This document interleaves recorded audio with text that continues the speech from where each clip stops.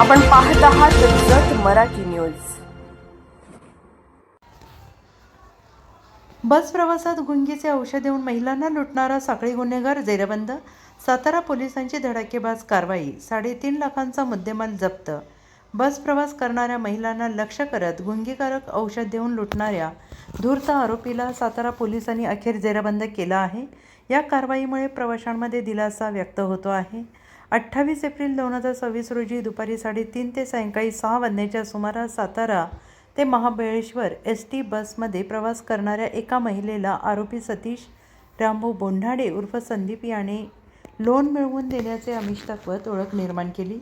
विश्वास संपादन केल्यानंतर त्याने पिण्याच्या पाण्यात गुंगीकारक पदार्थ मिळवून महिलेला बेशुद्ध केलं। तिच्या गळ्यातील सुमारे 2 तोळ्याचे मंगळसूत्र, मोबाईल असा 1,65,000 रुपयांचा मुद्देमाल लंपास केला। या प्रकरणी महाबळेश्वर पोलीस ठाण्यात गुन्हा दाखल होताच पोलीस अधीक्षक निखिल पिंगळे, अप्पर पोलीस अधीक्षक वैशाली कडूकर आणि उपविभागीय पोलीस अधिकारी यांच्या मार्गदर्शनाखाली पोलीस निरीक्षक बापूसाहेब सांडभोर यांच्या नेतृत्वाखाली तपास पथक सक्रिय झाले।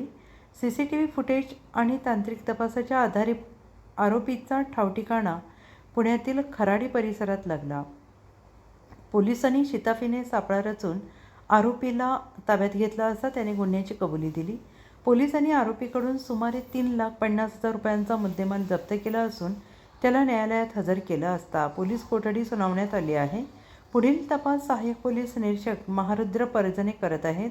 दरम्यान पोलिसांनी नागरिकांना आवाहन केलंय, प्रवासादरम्यान अनोळखी व्यक्तीकडून कोणतेही खाणेपिणे स्वीकारू नये, तसेच संशयास्पद हालचाली आढळल्यास तात्काळ जवळच्या पोलीस ठाण्याशी संपर्क साधावा।